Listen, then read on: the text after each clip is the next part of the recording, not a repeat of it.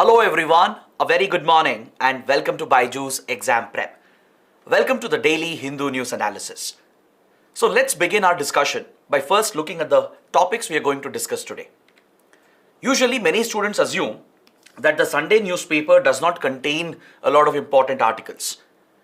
Yes, with regard to editorials, we have very few important articles, but if you scan through the newspaper thoroughly, you will come across a number of articles, especially that are relevant for prelims. So today, we do have some detailed articles, but many of them are a repetition. We have an article related to tuberculosis, which we have covered repeatedly in the last few classes. We have an article on the ban on import of laptops, right? All these topics these are topics which we have covered repeatedly. So today, let's try and do something a little different so that it will help you cover more and more topics for your prelims and also for your mains. I have chosen 4 articles for a detailed discussion. The articles themselves are very small, but I'll try to add in additional information and analysis that could help you in your mains. And we have plenty of prelims articles where we have to just focus on the factual part of it. Just a brief discussion on these topics because today we have plenty of them and trust me, they could be very helpful for your prelims. So before we begin, why don't you support us by pressing the like button, share your comments and do subscribe to our channel. So let's get started with the analysis of today's The Hindu newspaper, starting with the first article. The first article is from page number 11 and the topic deals with manuscripts. According to the article, it has been reported that the government of India is working on a bill to conserve manuscripts and to promote the bringing of manuscripts from abroad and digitizing them in order to revive the historical traditional knowledge which is preserved in these manuscripts. So the topic is very relevant for history and even for polity and governance. So let's cover this in detail. Let's understand what are manuscripts, what's the significance of manuscripts, and why India is trying to conserve them, and what measures are being suggested, and what's the proposal from the Ministry of Culture. According to the article, several important Indian manuscripts dating back to several centuries that contains rich information about ancient and medieval India, they have been dispersed across the country and around the world. Many of these important manuscripts, they are distributed in several libraries and as well as in the hands of private collectors, not just in India but around the world as well. In fact, many of these manuscripts, the important ones, are either in United Kingdom or United States, preserved in libraries and museums abroad, or it's in the hands of private collectors abroad. So India is making an attempt to conserve these manuscripts, to digitize them and consolidate India's traditional knowledge. So the Ministry of Culture, which is the concerned ministry here, has reportedly proposed a concept. It has brought out a concept paper which will help in drafting a bill which is tentatively known as the National Manuscripts Bill 2023. This is according to the article in the Hindu. The government has not officially confirmed this, but based on sources from the Ministry of Culture, the Hindu has brought out this article that the ministry is working on a concept paper which will help in drafting a bill called the National Manuscripts Bill, which is likely to be tabled in the winter session. So that is the reason why the topic is in news. So first, let's understand what are manuscripts. What's the significance of manuscripts? The term manuscript is drawn from the Latin word manuscriptum.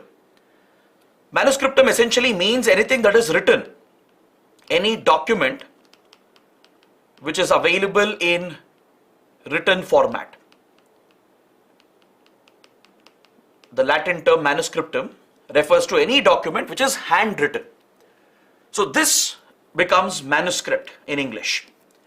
So it is essentially a handwritten document that contains significant historical information. It is either written on a tree bark or a piece of cloth or on a piece of metal, especially copper plates, maybe on palm leaf as well, or on paper, including papyrus, and as well as it could be inscribed on stone. So any such written document on any of these materials in any language which contains historically significant information, it could be relevant for religion, philosophy, it could be relevant to understand the history of a particular region, it could contain few administrative details and facts, or it could even contain the scientific advancement and the literary heritage and the cultural heritage of particular civilizations that have thrived in that region. So these are essentially historical documents. Today, if you have Wikipedia, then if you have books which are printed, right? Back in those days, such vital information, important facts and knowledge, they were preserved by writing them down on any of these materials, either on the bark of a tree, which would be constructed in the form of a paper, or on a piece of cloth or metal or palm leaf, or even inscribed on stone. These inscriptions, these handwritten documents, is what we refer to as manuscripts. And India being a very rich civilizational country, a country with a rich civilizational cultural heritage, it is home to one of the largest resources of manuscripts in the world. These manuscripts, they depict ancient and medieval India. They give us enormous details about India's ancient civilization. It gives us details about the rich cultural diversity of the country, the evolution of different religions, the rise and fall of different empires. So as a result, these documents, they hold a lot of historical value to understand our past.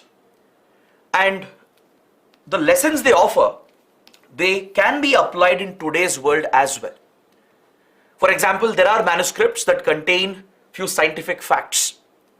There are few manuscripts that contain agricultural details. Now, this is something you can link to the modern world as well and apply it in the real world to draw some benefits along with improving our understanding of history and appreciating our own civilization and culture. So India being a land of multiple thoughts, be it religious thoughts, philosophical thoughts, be it the advances that happened in science, literature, art and culture, right? They're all documented in these manuscripts. That is why it is a critical resource for understanding our past and also to drive our developmental activities. It's in this regard that the government of India has consistently focused on conserving and protecting these manuscripts. The Ministry of Culture, which is the nodal ministry, has a few initiatives in place to preserve this knowledge, to protect and conserve these manuscripts present in India and as well as abroad. So it gives you insight into India's knowledge systems. See, India is the birthplace of all the non-Abrahamic religions. Multiple religions have evolved and thrived in the Indian subcontinent. Different philosophical thoughts have come up.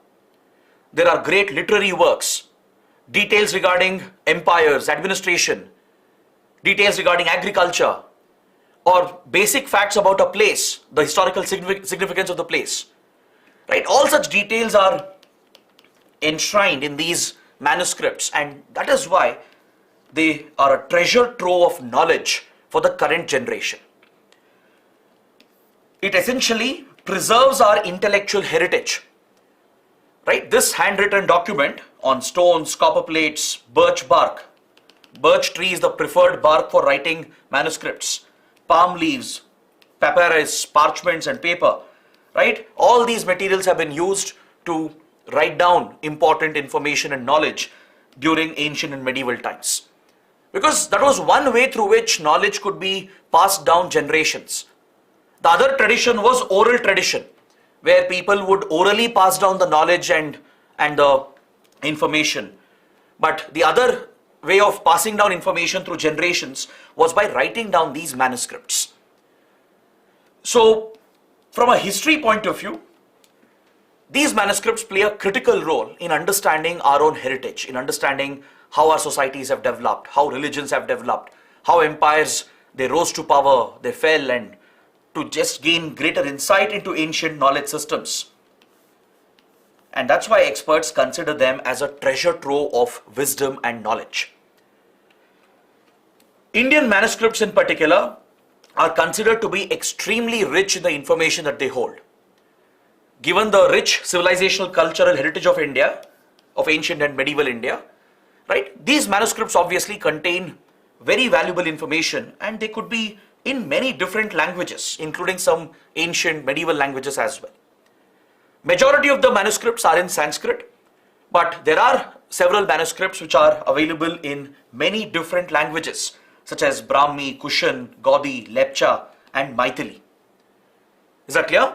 Estimated manuscripts from India is around 10 million plus. This is what historians estimate. So to conserve and uphold and protect these manuscripts, we already have a national mission called the National Mission for Manuscripts, which is an autonomous body that's running the initiative under the Ministry of Culture. A dedicated organization has been set up to protect and conserve the manuscripts, and it functions as an autonomous body under the Culture Ministry, which preserves the manuscript wealth of India, documents all the knowledge, digitizes the manuscripts, and makes it available for research and experts for further studies and analysis. Now, let me just give you an example to understand why these manuscripts are so significant and what is the challenge we are facing in conserving them. Some of you might have heard about the Bakshali manuscript, one of the most important manuscripts to have emanated from India. The Bakshali manuscript is an ancient mathematical text. It essentially signifies the progress of the Indian civilization in the field of mathematics, science, etc. It is this manuscript which contains one of the earliest recorded examples of the use of zero, the number zero, which is believed to have originated from the Indian subcontinent, from the Indian civilization, right? I'm sure you know the role of number zero in mathematics and in science and in every other domain. One of the earliest documented evidences of the usage of zero, the application of zero, right, is documented in the Bakshali manuscript. This is dated to around 3rd or 4th century AD, but unfortunately, this important manuscript is not in India.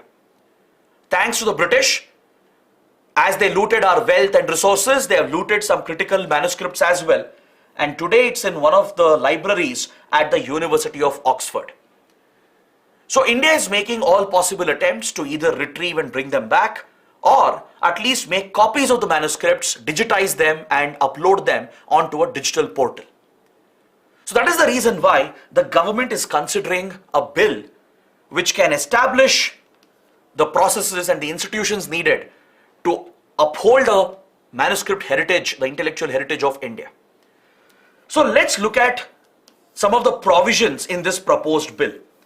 In this concept paper, which has been pushed by the Ministry of Culture, there are some key provisions that have been included. So the Hindu is reporting this on the basis of sources in the Ministry of Culture, and according to these sources, the primary objective of the bill is to document all possible Indian manuscripts. As estimated, there are around 10 million plus Indian manuscripts, at least as much as possible. The goal is to document them and catalog them, create a digital catalog. Ensure that the information is accurate, up to date, and lay down the conditions through which these manuscripts can be accessed by the public for the purposes of research, studies, and analysis. Researchers, academicians, right, they could gain a lot of insight by gaining access to these documents. So through the bill, the government is planning not just to document and catalog and preserve them, but also to ensure that the public, the researchers, academicians have right access to it by establishing procedures for that. So the proposal is to establish an authority, a 10-member National Manuscripts Authority, which will be the regulatory body. This authority is proposed to be headed by the Minister of Culture. The Culture Minister would be the chairperson, along with 9 members who would be secretaries of key ministries like the Culture Ministry, Finance Ministry, Education Ministry, etc., along with the Vice Chancellor of Central Sanskrit University and few special invitees from the state government and few private agencies as well. So essentially, this proposed authority will have representation for the government and for few non-government entities as well. So research scholars, academicians could also be brought on board as members, along with top government officials, such as the secretaries of these key ministries. So this proposed body would be headed by the culture minister as the chairperson, and it would be the apex policy making body with regard to conservation of manuscripts. Essentially, it would be the highest level decision making body to protect and conserve the manuscripts and digitize them and determine its usage, the conditions of its access to the public. This authority will be given the powers of a civil court according to these reports. It will have the powers of the civil court to regulate the allocation of access to manuscripts. It will also establish an investigation wing within the authority. A dedicated investigation wing will be set up to deal with cases of theft and as well as desecration of these texts. Because when it comes to cultural heritage, India has been a victim of theft and desecration. In fact, there is an organized criminal mafia that thrives on such antique historical heritage and such items. For example, there are thousands of critical idols, important idols that have been stolen and trafficked around the world and sold to private collectors and museums abroad. So India is in the process of retrieving them as part of our effort to uphold and protect our cultural heritage. So there are cases where manuscripts are also stolen, right? Since they have a lot of historical monetary value, right? And there are bidders, buyers who are ready to pay large sums of money to procure these texts. It is important to have a investigation wing to keep a check on thefts and acts of desecration. The proposal is also to establish collaboration between the National Manuscript Authority and universities and educational institutions, so that the government can work with research scholars, give them fellowships and scholarships to encourage them to study these manuscripts and draw valuable lessons from it, document the traditional knowledge. There is also a proposal to establish a dedicated digital portal where all the manuscripts will be digitized, indexed, catalogued, and will be uploaded so that researchers and the public can have access to it by downloading these documents as per the process laid out by the authority. Essentially, the authority will also have the power to take over a manuscript as well from private collectors if required. Let's say there is a museum abroad, or let's say there is a private collector in India who has somehow gotten hold of an important manuscript. So the authority will negotiate with this private collector to purchase the manuscript for a certain amount. They will pay a certain price and take over the manuscript. Even this provision is likely to be added in this proposed bill. So this is what explains the importance of manuscripts and the key provisions that are being proposed in this upcoming bill. Now some of you might think, why do we need a law for this, right? A law is necessary because, as I told you, studying manuscripts and applying those lessons, the knowledge in modern times can actually help in today's socio-economic development. It will not only uplift your cultural heritage, but it also contributes to a nation's growth, because eventually our future is tied to our past, right?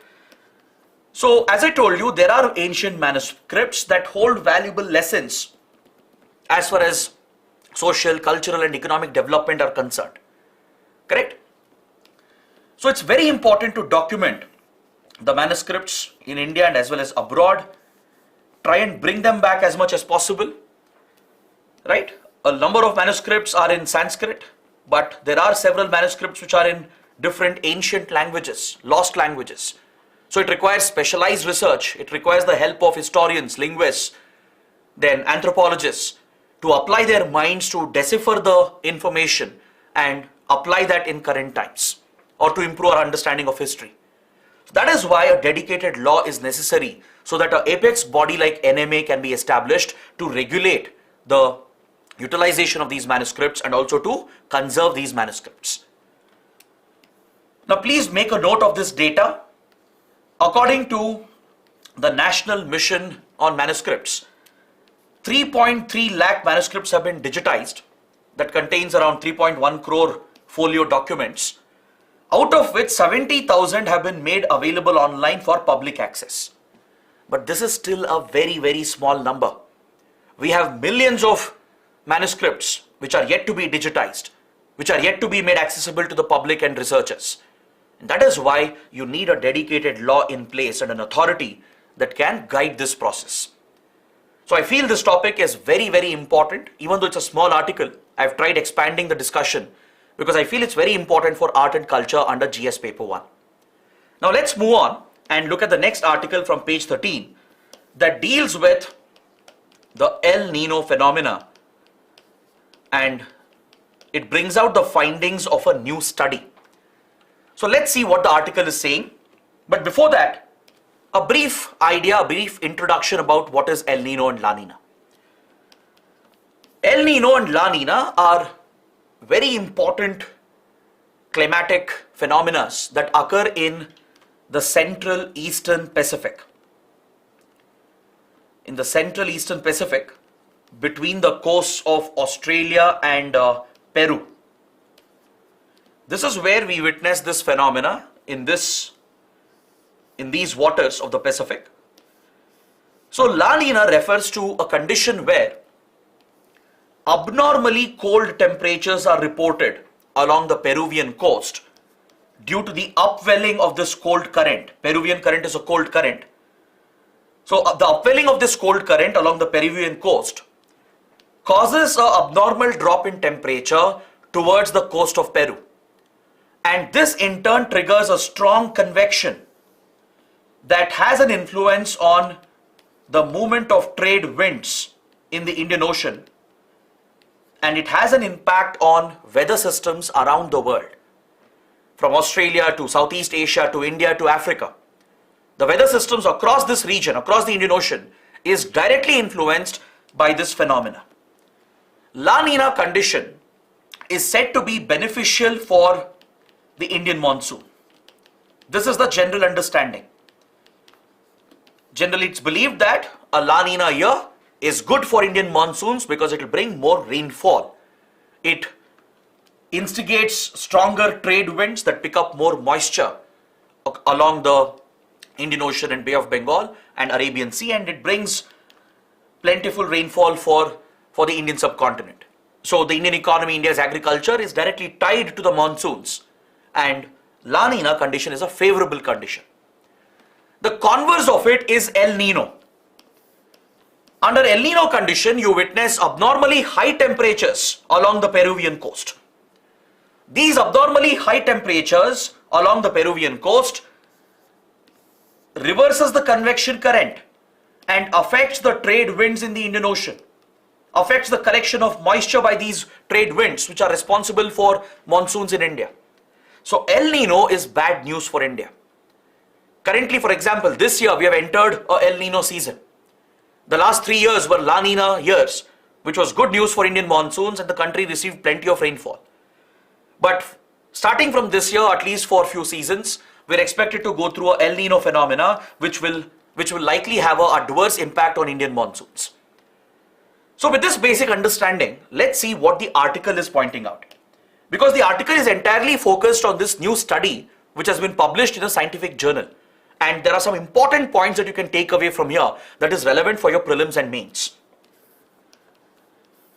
So now that you know what is El Nino and La Nina, right? This oscillation between these two phenomena, this cyclical swing that happens every few years, it's called ENSO or El Nino Southern Oscillation. Now the study has pointed out that ENSO phenomena, the El Nino Southern Oscillation phenomena, which is the cyclical swing between La Nina and El Nino seasons, this has a varied impact. It has a varied impact on different parts of India. The study is pointing out that El Nino and La Nina does not affect the whole of India in the same manner. Its impact on southern India is different compared to its impact on central India. And its impact on northern India is entirely different. This is what the new study is pointing out. And this is a very, very crucial finding. Right? Previous understanding was very limited. Previously it was believed that La Nina is always good news for India. El Nino is always bad news for India. This was the larger belief based on scientific evidence. But now further studies have shown that different parts of India, particularly northern India, central India and southern India, are affected differently by the ENSO phenomena. According to the study, in central India, which is considered as the monsoon core zone, where agriculture is extremely dependent on the monsoons, here the study has shown that central India is increasingly getting disassociated from ENSO phenomena, and only 10% of droughts and heavy rainfall in the region is linked to ENSO fluctuation. It means over a period of time, the connection between ENSO phenomena and monsoon rainfall in central India is declining. The impact is going down. Central India is increasingly getting disassociated from the adverse or positive impact of ENSO fluctuation. And according to the study, only 10% of the droughts or floods and heavy rainfall in central India is a result of ENSO fluctuation. Is that clear? Whereas the study has shown that ENSO has a huge impact on the weather patterns of northern India. It is increasing. The connection between ENSO phenomena and the actual rainfall received in northern India, this connection is strengthening, and almost 70% of rainfall fluctuation in northern parts of India is connected to the ENSO cycle. Which means because of La Nina El Nino conditions, there is a higher probability of heavy rainfall or droughts occurring in northern India as compared to central India. If you look at southern India, here the connection between ENSO and rainfall received is largely stable over the decades. The strength of the connection is largely stable. La Nina brings more rainfall, El Nino affects the rainfall, but the strength and the connection here between these phenomena in Central Eastern Pacific and the impact on southern India has largely remained stable over the decades, especially over the last 1 century. But the connection of ENSO with rainfall in northern India has increased, which means North India is more vulnerable during El Nino season, and North India is more likely to witness less rainfall compared to Central India and Southern India. Similarly, during La Nina season, North India is likely to receive more rainfall, witness more floods compared to Southern India and Central India. Essentially, the ENSO phenomena has a stronger connection with the weather patterns in Northern India, whereas in Central India, the connection is declining, and in Southern India, it remains stable. Please look at this data. This inverse relationship between Indian monsoon and ENSO, right? It can be divided into 3 different phases. The connection was very, very strong from 1901 to 1940, where ENSO fluctuation would have a huge impact on the Indian monsoons. It remained stable for another 40 years, from 1941 to 1980. But post 1981, the connection has actually weakened. It appears that this is like a cyclical phenomena, which is roughly changing once in 40 years. So this is what experts are trying to understand, right? The actual impact of ENSO fluctuation on the Indian monsoon varied across different regions. Now you might ask, why do we witness these changes from northern India to central India to southern India? See, monsoon rainfall in India is influenced by 2 major factors. There are 2 broad factors that influences the monsoon. One is an external factor, the impact of the ENSO fluctuation, right? That is one obvious factor which is affecting and influencing the monsoons, because it directly affects the trade winds, the southwest trade winds, which brings in the southwest monsoons, and their ability to carry the warm, moist air, which eventually precipitates over the Indian subcontinent. So the ENSO phenomena is an external factor playing a role in determining the extent of monsoon rainfall in India. There is an internal factor which is a reason present within the Indian subcontinent. It's called the monsoon trough, the monsoon trough, which is an elongated low pressure area extending from Pakistan towards Bay of Bengal. From Pakistan towards Bay of Bengal, in this northwest southeast direction, there is a low pressure trough zone that extends, which plays a direct role in influencing the monsoon within the country. This low pressure area, this low pressure trough, it keeps swinging, it keeps changing between the north and south of India during the monsoon season, and wherever the low pressure area is more active, in that particular region, more intense rainfall is witnessed. Because it is mainly fed on moisture that is being collected, brought in from Bay of Bengal.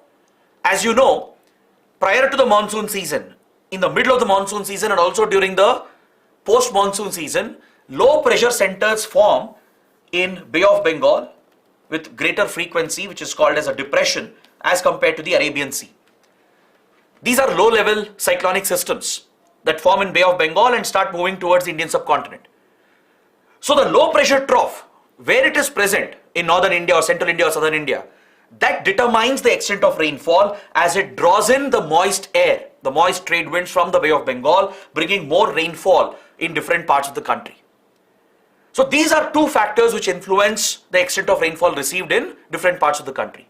One is the ENSO phenomena, the ENSO fluctuation, which is an external factor, and second is the monsoon trough, which is found within the Indian subcontinent. Now, climate change has become an added factor to this. The rising global temperatures due to global warming is playing a role in influencing these phenomena. Climatologists, meteorologists, they all agree to this opinion, and they have found evidence as well to link global warming directly with the fluctuations happening in the ENSO seasons and with regard to the low pressure trough. The temperatures in the Indian Ocean in general have increased. The sea surface temperatures have gone up. This directly influences the Indian monsoon. It is creating more depressions, more low pressure centers, and the occurrence of the low pressure trough over central India causes sufficient rainfall in central India. So here the ENSO fluctuation has a limited impact. Rather, the connection, the strength connection between ENSO fluctuation and rainfall in central India is declining because there are more depressions forming due to higher rate of evaporation, which is a result of climate change, global warming.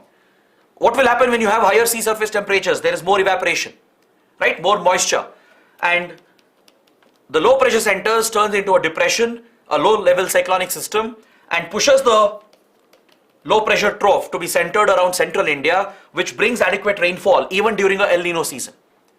Even when El Nino is present, the rising temperatures in the Indian Ocean brings adequate rainfall to central India.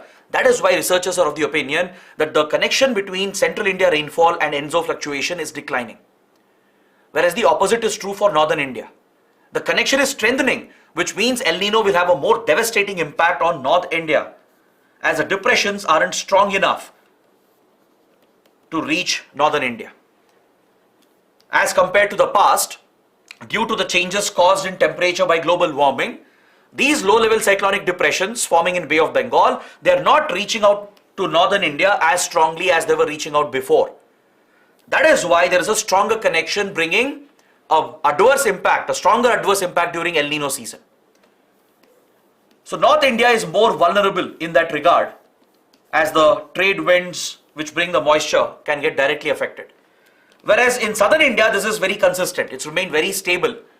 Irrespective of the ENSO phenomena, southern India in general broadly receives decent amount of rainfall, and the connection, the strength of the connection has largely remained stable. Of course, La Nina, El Nino have an impact. La Nina has a positive impact, causing slightly more rainfall. El Nino causes a shortage of rainfall. But this connection has remained stable.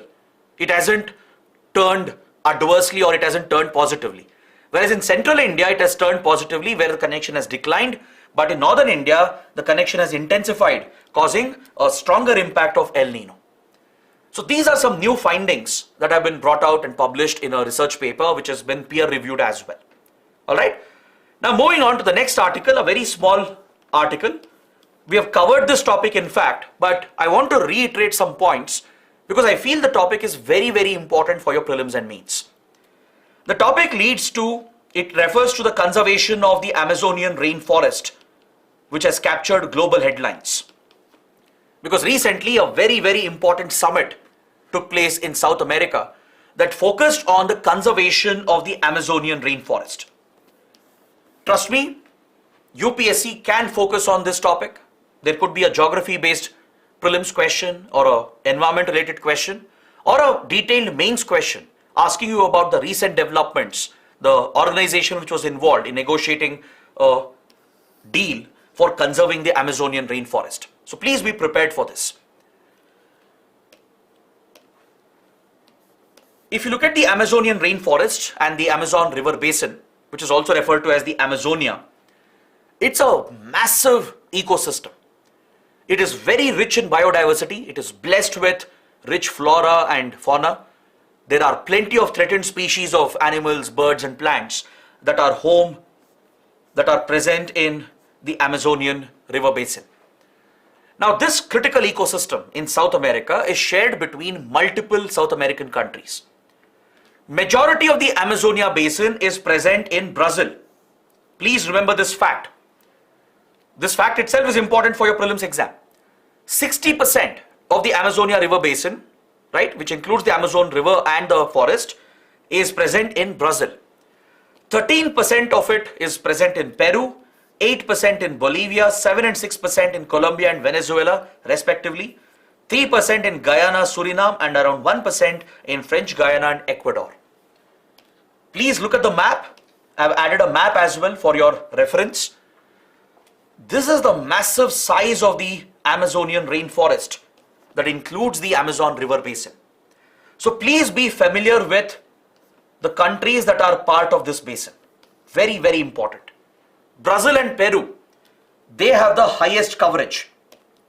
Is that clear?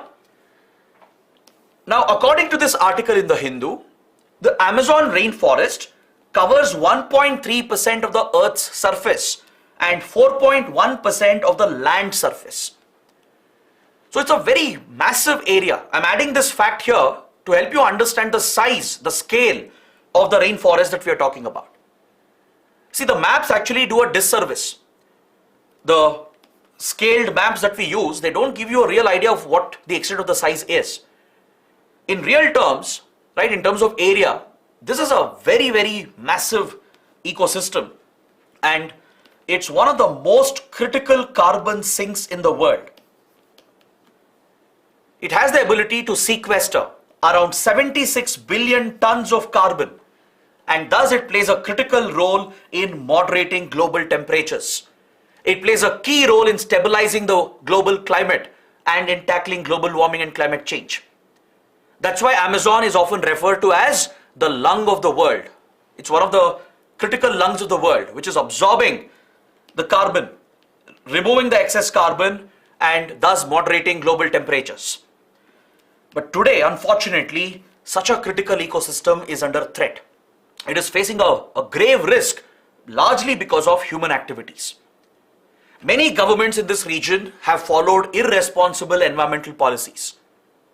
For example, in Colombia, organized crime is massive, especially drug production, drug trafficking is massive. And many drug cartels, they have taken over large forest areas where they carry out drug production.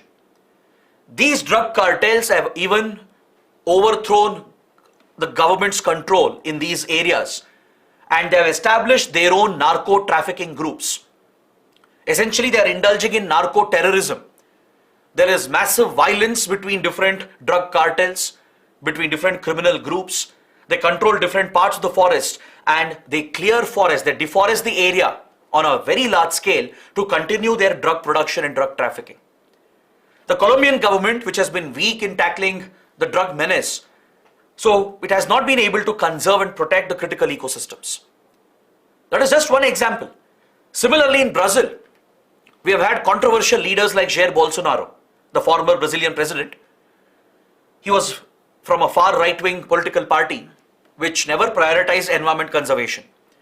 He gave out licenses, contracts to the industry and allowed them to burn down the Amazon forest in Brazil.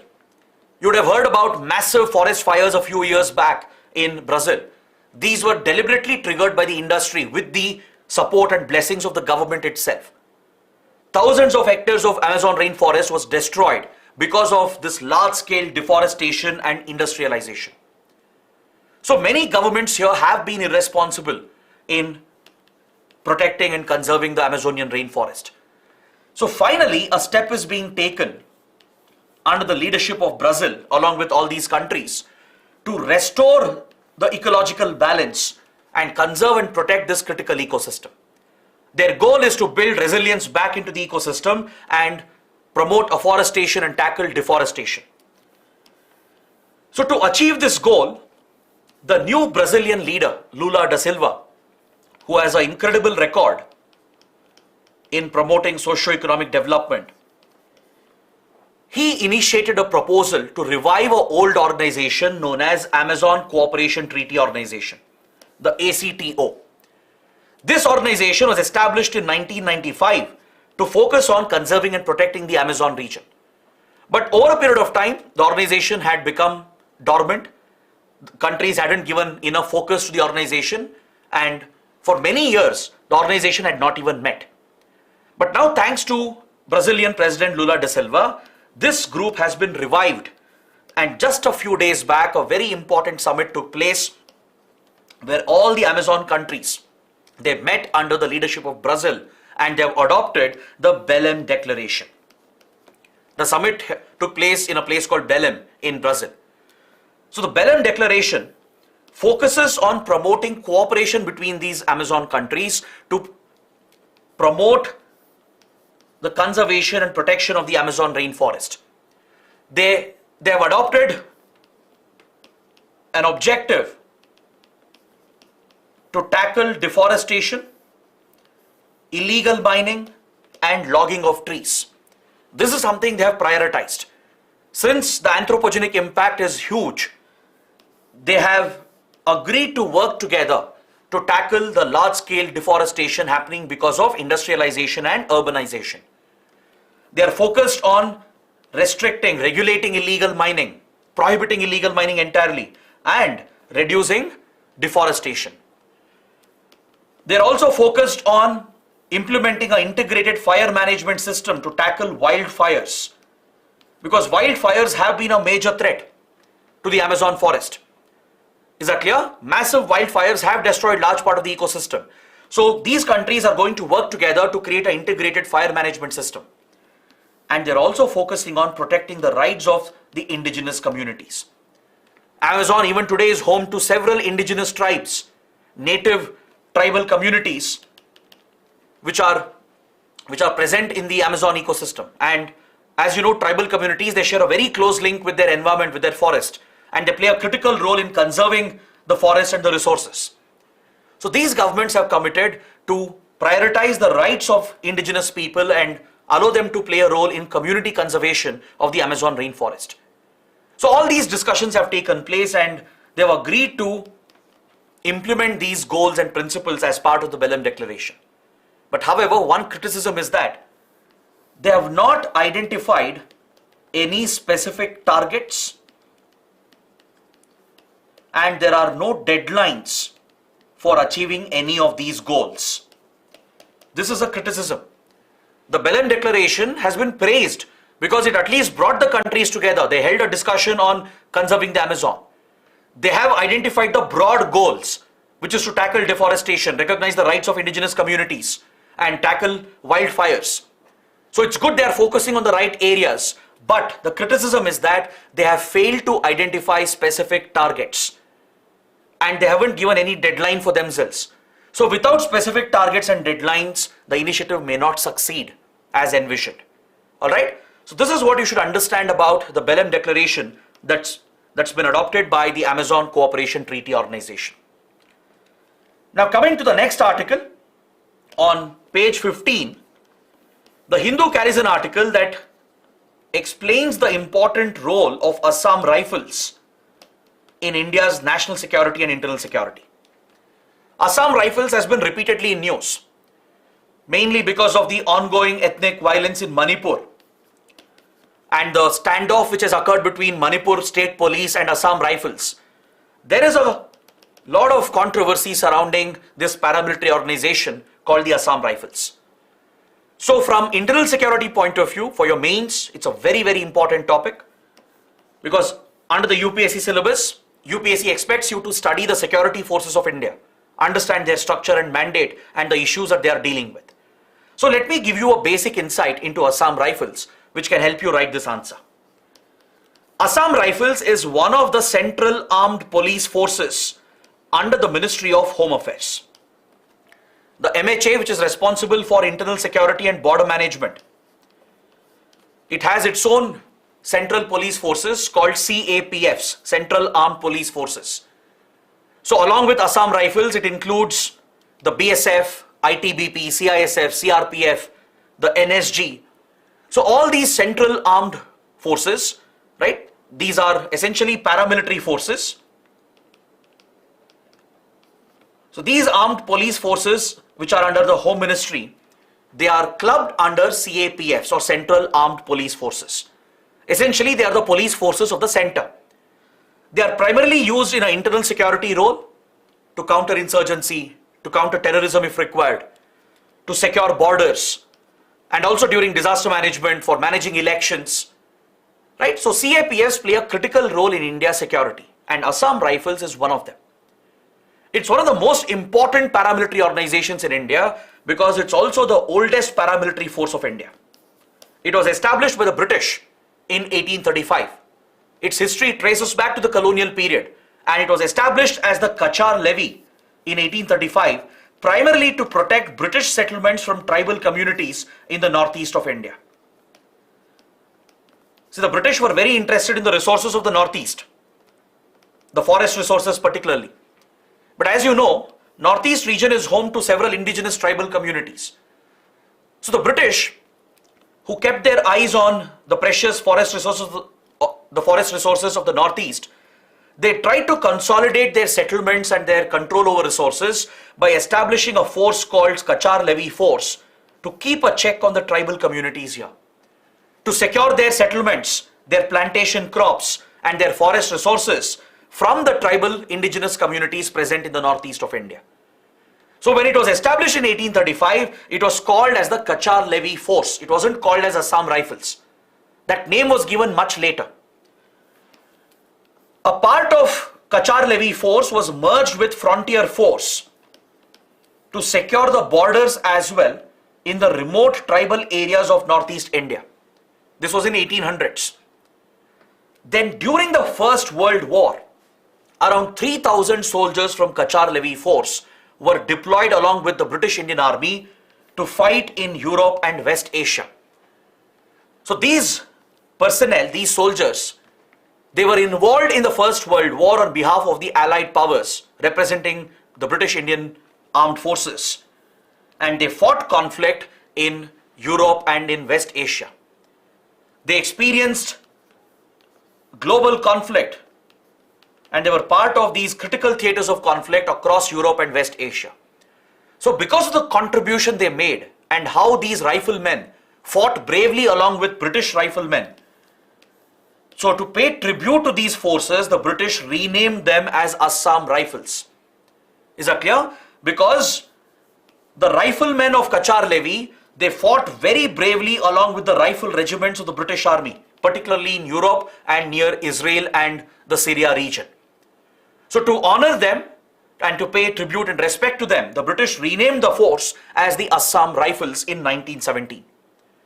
Then during Second World War as well, the Assam Rifles saw action in the northeast of India.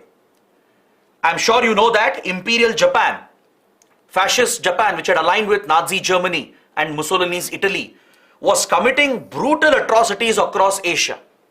From China to Southeast Asia, Imperial fascist Japan was a terror, committing massive genocides. So when Japanese forces entered the India-Burma border, it was Assam Rifles which engaged them through a unit known as the Victor Force.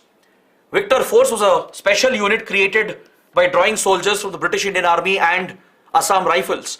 And the Victor Force was the one which countered the Japanese invasion near Nagaland and resisted the Japanese invasion into the Indian subcontinent. They also played a key role in evacuating refugees from Myanmar.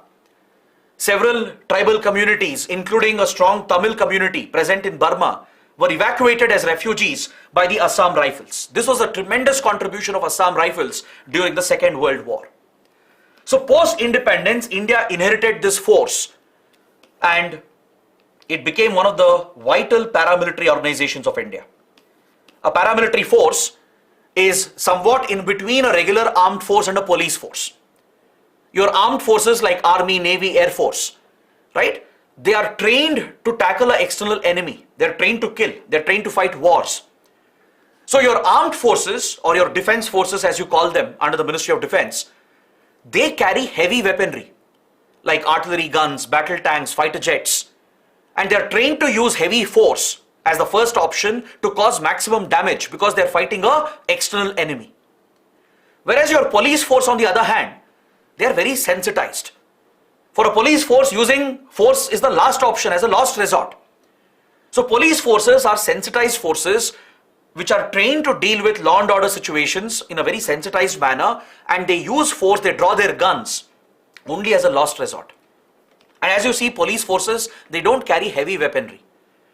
But to deal with certain special security situations, you need a mix of resources and talent that combines the police and the armed forces.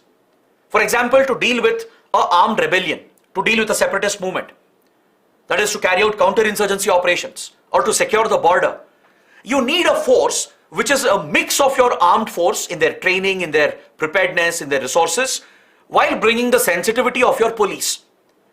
This is where paramilitary forces are raised. Paramilitary, right? They are a combination of your military forces, your armed forces, and your police.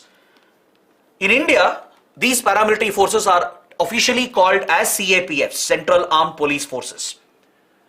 So post-independence, Assam Rifles played a key role in two conflicts as it acts as the second line of defense. During wartime, the Central Armed Police Forces, be it Assam Rifles, be it BSF, SSB, they all act as a second line of defense to back up the Indian Army during conflict. So during the two wars with China and Pakistan, Assam Rifles played a key role in backing up the Indian Army in the northeastern sector. It was following these wars that Assam Rifles was placed under the operational command of the Indian Army, thus bringing it under Ministry of Defense as far as operational control was concerned. Alright? So this is where you should understand the dual control over Assam Rifles. It's a very, very important topic. It's a standing issue even today. Assam Rifles is subjected to the dual control of the Home Ministry and the Defense Ministry. See, as far as administrative control is concerned, that is with regard to recruitment, training, transfers, promotions, salaries, pensions, all these administrative issues, cadre related issues, they are under the Ministry of Home Affairs. MHA even today is the cadre controlling authority of the Assam Rifles. But when it comes to operational control on the ground, the operational command of Assam Rifles has been given to the Indian Army, thus bringing it under the operational control of the Defense Ministry. Because see, Assam Rifles plays a key role in Northeast India in conducting counter-insurgency, counter-terrorist operations in assistance with the Indian Army under the special powers given through ASPA, the Armed Forces Special Powers Act. It gives special powers to security forces in disturbed areas, and Assam Rifles plays a critical role in backing the Indian Army in counter-insurgency, counter-terrorist operations. So for operational convenience, following the 62-65 war, the operational command of Assam Rifles was placed under Indian Army, that's under the Defense Ministry. So only with regard to deployment on the ground, only with regard to the operations being conducted, the Army exercises command and control over Assam Rifles. So Defense Ministry also has that operational control. But all administrative matters fall under the Home Ministry. Now this has created a problem. It creates a problem for the personnel. For the troops which are part of Assam Rifles, for them it's a problem. Their transfers, their promotions, their salaries, pensions are getting affected. That is why many personnel have approached the Supreme Court as well, which is through which they are urging the government to remove this dual control and bring Assam Rifles under either Defense Ministry or Home Ministry. Because all CAPFs are just under the Home Ministry, like BSF for example, NSG, CISF, CRPF, they are all just under the Home Ministry. Whereas the Army, Navy, Air Force, Coast Guard, they are under Defense Ministry. Assam Rifles is the only unit which has a problem because of the dual control. So many officers, many retired officers who are still struggling with their pensions, they have approached the Supreme Court urging the government to remove this dual control and place it under one of the ministries. Is that clear? So its primary theatre of operation is Northeast India, and it's also the border guarding force under the one border, one force policy that was adopted after the Kargil war. Following the Kargil war, the Kargil Review Committee had been set up to identify the security gaps, because the Kargil conflict was essentially a massive intelligence and military failure on India's part. To identify the weaknesses and gaps in our security, the then Vajpayee government had set up the Kargil Review Committee. It was headed by Dr. K. Subramaniam, a top strategic expert at that point. Also is the father of the current foreign minister, Dr. S. Jaishankar.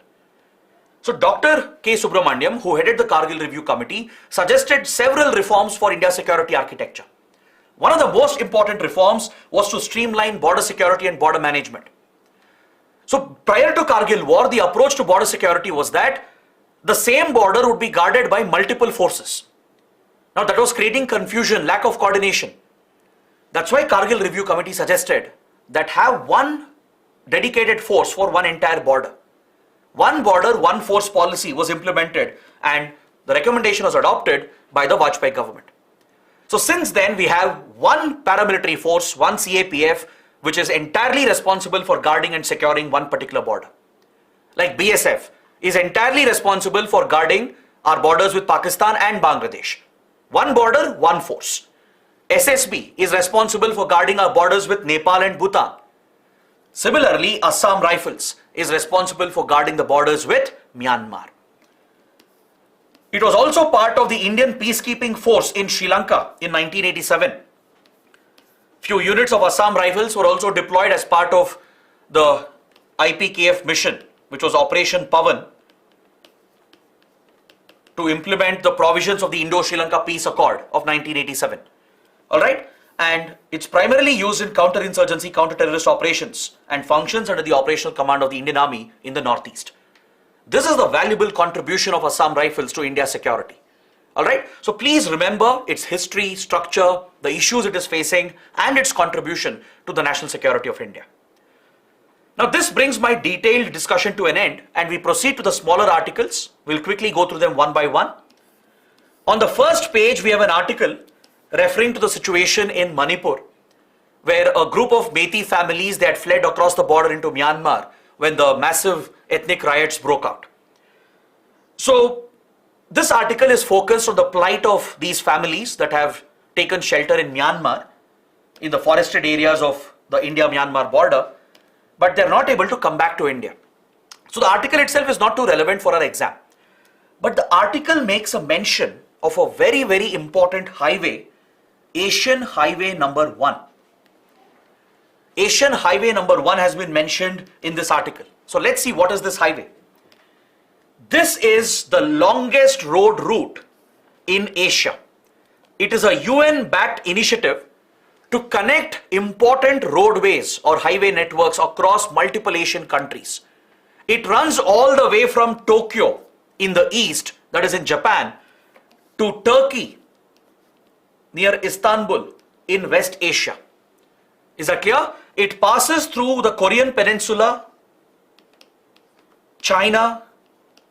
It cuts across Southeast Asia, across Vietnam, Cambodia, Thailand, Myanmar, then enters India and Bangladesh.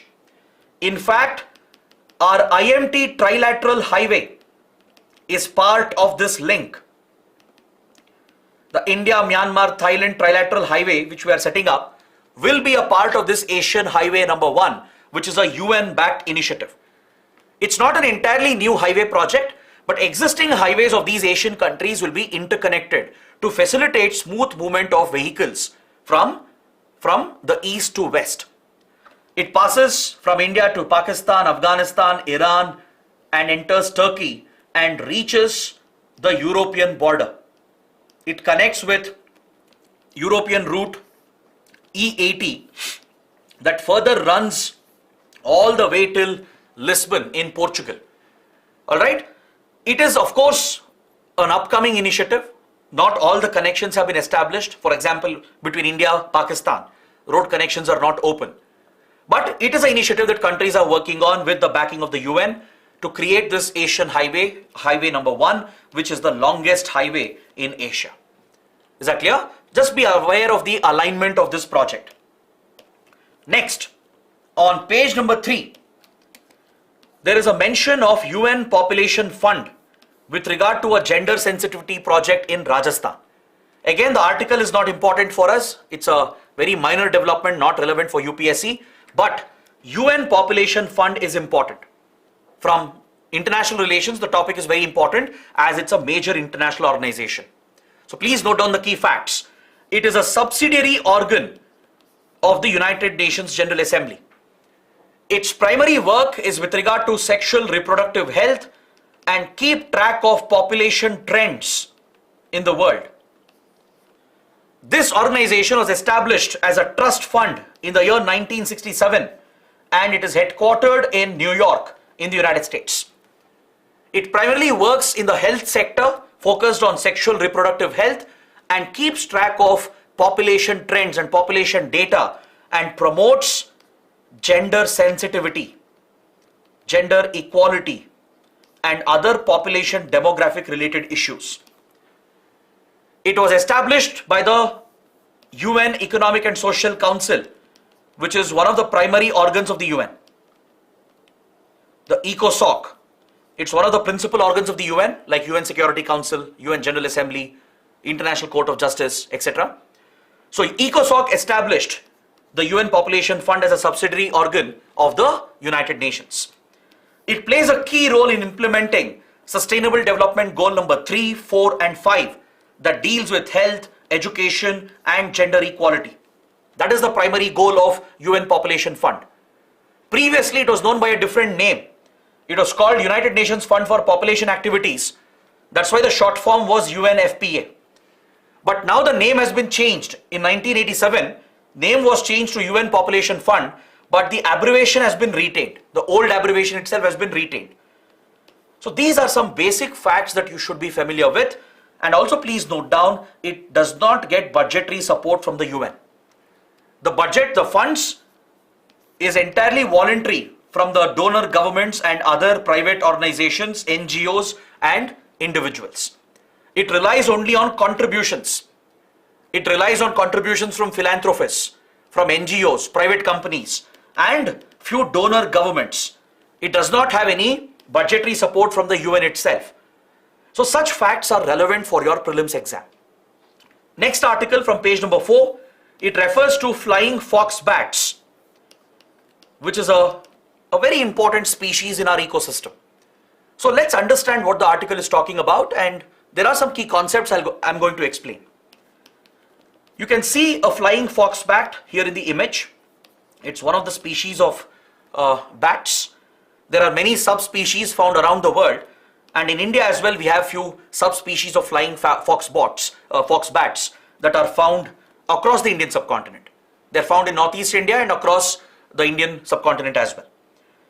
It's called a fox bat because the appearance, just look at the appearance. If you exclude the wings for a while and just look at the body of this species, it looks like a small fox, right? So it's named after this terrestrial animal, right? It's named after the fox because of its similarity in appearance. So it's called a fox bat. These fox bats, which fly over certain distances, they are essentially nocturnal species. They're active during the night and they forage on fruits, nectar, etc. That is their primary source of food. They rely on fruits. It's a fruit-eating bat and also draws nectar from various trees, flowers, etc.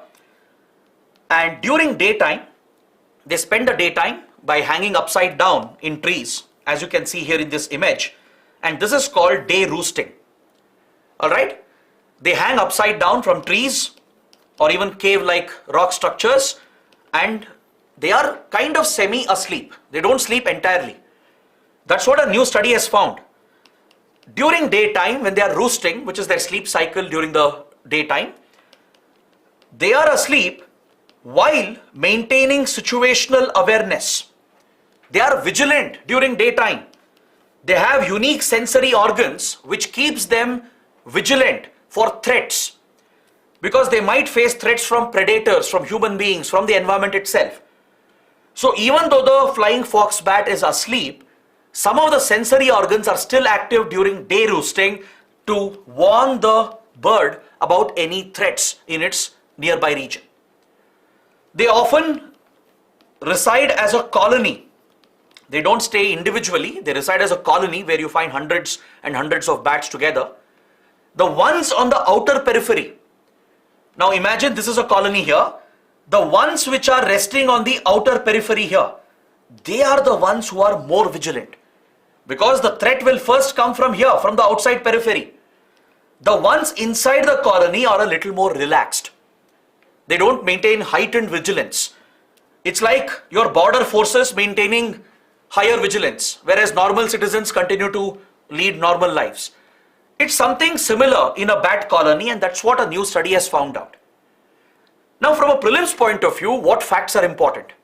One, the primary source of food. It's a fruit-eating bat, and it relies on nectar as well. It was considered as a vermin, as a pest, because they used to raid orchids. They would destroy fruits and agricultural crops. So it was considered as a vermin and a pest, and was listed under Schedule 5 of Wildlife Protection Act of 1972.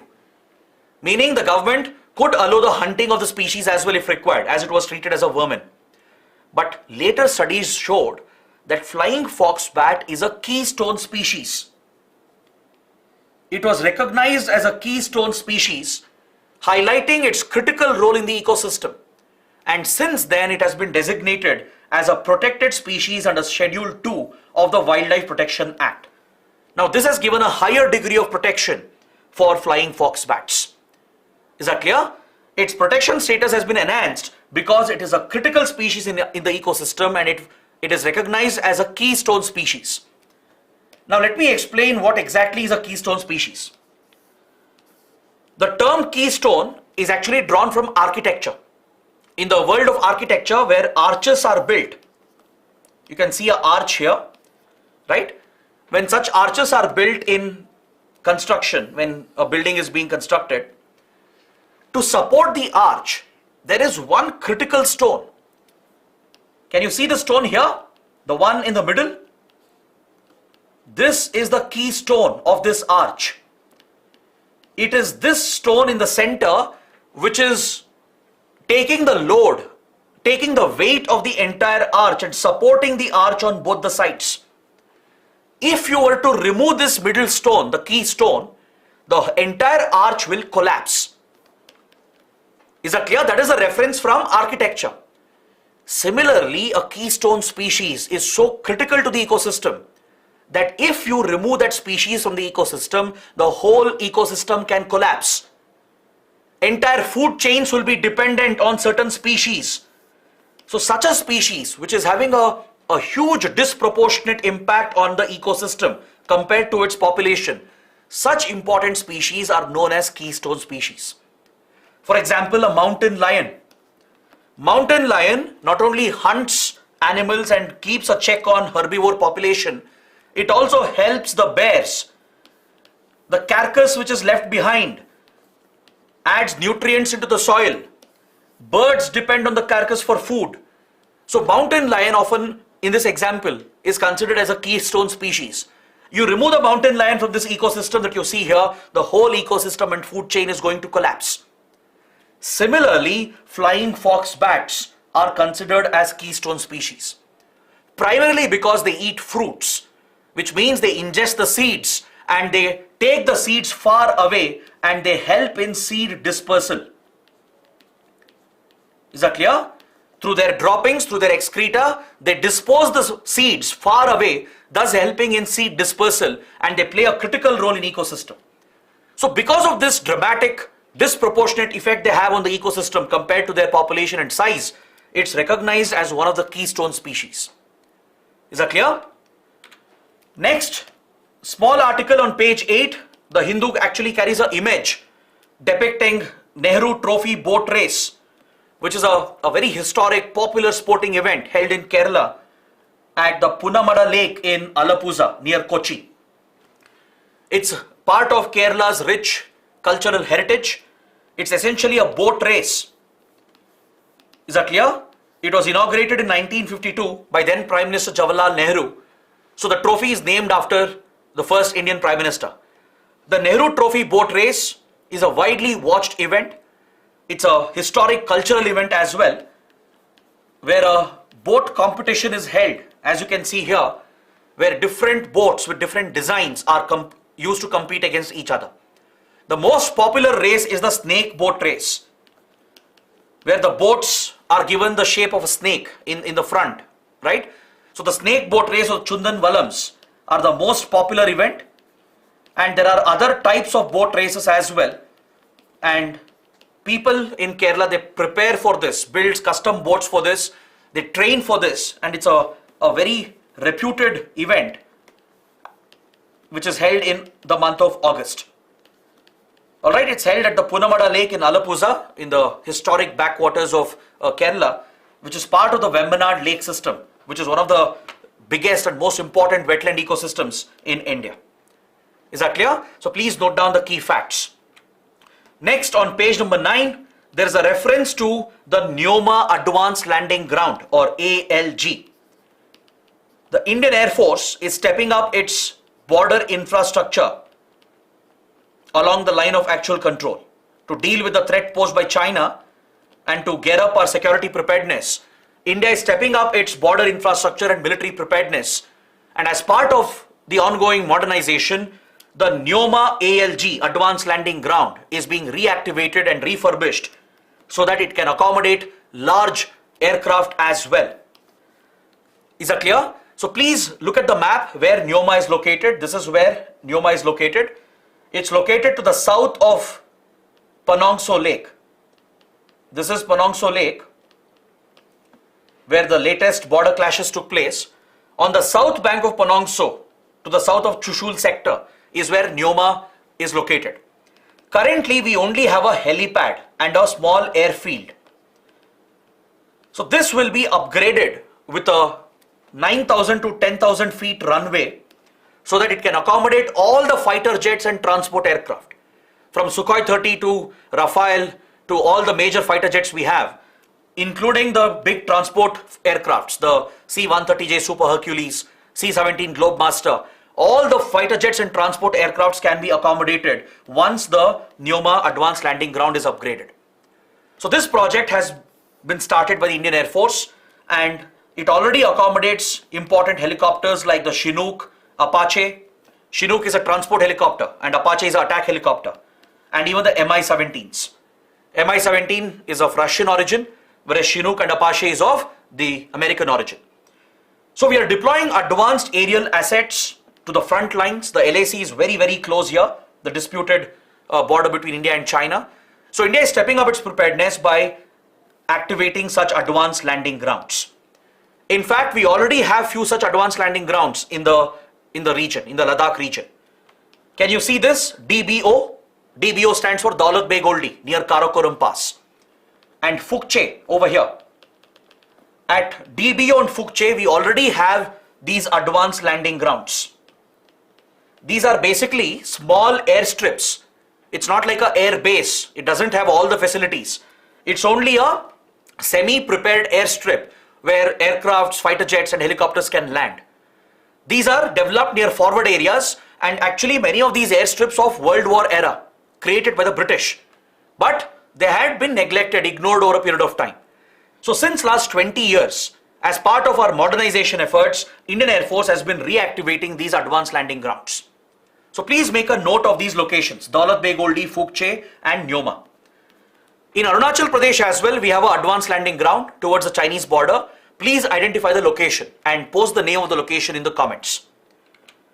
Next, on page 10, it's been reported that Prime Minister Modi has laid the foundation stone for a dedicated temple for renowned poet and social reformer Sant Ravidas. It's a very important topic as far as history and art and culture is concerned, because Sant Ravidas is a revered figure, especially amongst the Dalits, among scheduled castes in northern India and central India. So in his honor, a temple has been started, right? The foundation stone has been laid. So the government of India is backing this project for a temple to honor Sant Ravidas. It's coming up in Madhya Pradesh, at Sagar in Madhya Pradesh. This temple will be built at a cost of 100 crore rupees to be funded by the government. Alright, so in this context, the contribution of Sant Ravidas becomes very important. Sant Ravidas is a mystic, poet, saint who is seen as part of the Bhakti movement. He's seen as the founder of the Ravidasiya religion in the 15th to 16th century, and he is widely revered and worshipped in northern India and central India, and seen as one of the leading spiritual figures and a social reformer. Is that clear? He is closely associated with the Sikh faith, with the Sikh religion, and he completely dismissed the caste-based system, the Varna system. He vocally expressed his disapproval of the Varna-based caste system that led to atrocities against the lower classes. This is what makes Sant Ravidas very, very popular. He is widely revered even today in northern and central India. Even the Sikh followers widely revere Sant Ravidas, and even scheduled castes and Dalits in northern central India, they widely worship Sant Ravidas. So please take a look at the key points I've added here. Just go through some of the other points added as well, which can help you in your prelims. Next, we have an article on page 11 that helps you understand the importance of helium in MRI scanners. A very small fact for your prelims from science and technology. I hope you know that helium is the second most abundantly available element in the universe.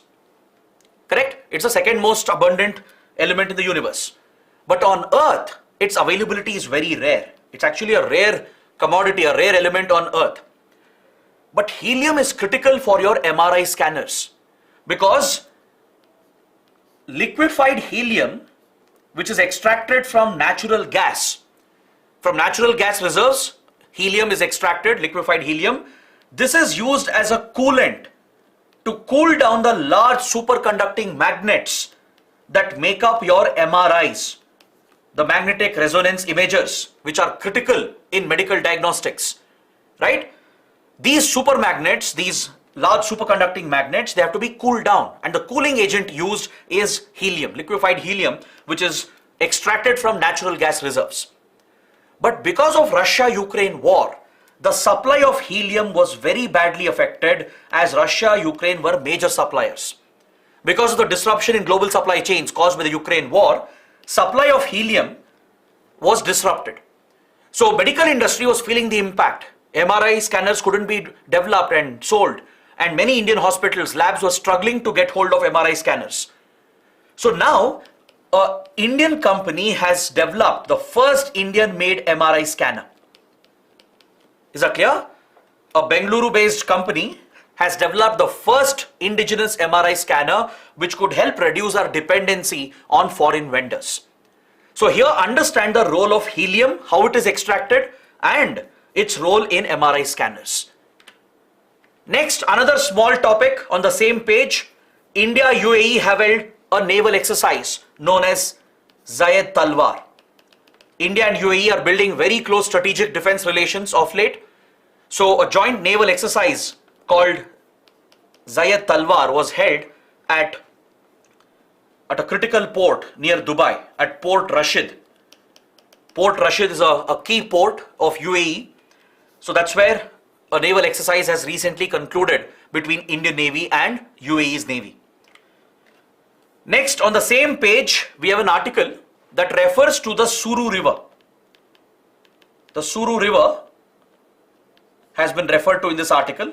Again, the article is not relevant. Article is referring to disasters that happen in Ladakh near Suru River, and how dead bodies float in the river and enter POK, and how the bodies which are recovered later in Pakistan occupied Kashmir, right? They can't be returned back, thus highlighting the humanitarian situation, and the Pakistani authorities on their end carry out the burial of these bodies which would have washed off from the Indian side, right? So please understand the alignment of the Suru River. It's very important from a geography point of view. The Suru River is one of the key tributaries of the Indus. It's part of the Indus drainage basin, and it flows through Kargil district of Ladakh, the Suru Valley, and enters Pakistan occupied. It enters Pakistan occupied Kashmir and reaches Gilgit-Baltistan. Because these are areas which Pakistan has illegally occupied from India, right? The Gilgit-Baltistan region, this whole region here that you see, we refer to this as POK, Pakistan occupied Kashmir, as Pakistan is in illegal occupation of this Indian territory. So the Suru River is over here. You can see that in the map. This is the Suru River, a small tributary of the Indus, and some of the landslides and floods that happen here in Ladakh, in Leh and Kargil, they push the dead bodies into the river and they flow down into Gilgit. These dead bodies are later recovered in Gilgit in Pakistan occupied Kashmir. Alright, so please understand, where is Suru River located? It's a tributary of the Indus flowing through Kargil district of Ladakh and then enters POK, enters Gilgit-Baltistan. The last article for today, according to United Nations, high caliber weapons, NATO caliber weapons, which is advanced weaponry, is falling in the hands of ISK or ISIS-K. Now what is ISIS-K? ISK, both are same. It stands for Islamic State Khorasan province. It's the branch of Islamic State in Afghanistan. See, the primary Islamic State, that is Daesh or ISIL, it's primarily centered around the Levant region, around Iraq and Syria. The prime or the main organ of the Islamic State, also called ISIL, the Islamic State in Syria, Iraq, Levant region, also called Daesh in Arabic, it's mainly centered around Iraq and Syria. But a branch of ISIS exists in Afghanistan, which is called ISIS-K or ISK. So this branch of Islamic State aims to overthrow the governments here, capture control, and establish a so-called Islamic Caliphate known as the Khorasan province. This aim of ISIS extends to parts of India as well. That's why the group is a threat. It has carried out deadly attacks against Indian targets in Afghanistan. It has bombed a Sikh Gurudwara in Kabul. Right? It has targeted Indian interests. Now this notorious terrorist outfit has been getting a supply of high caliber, high grade weapons from other terrorist groups operating in the region. That's what UN has pointed out. Because along Pakistan-Afghanistan belt, around this border, you have plenty of terrorist organizations that are operating.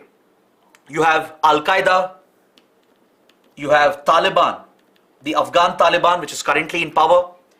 You have TTP, Tehreek-e-Taliban Pakistan, the Pakistan branch of Taliban. You also have ETIM, the East Turkestan Islamic Movement, or TIP, it's also called TIP, the Turkestan Islamic Party. This is a group targeting China.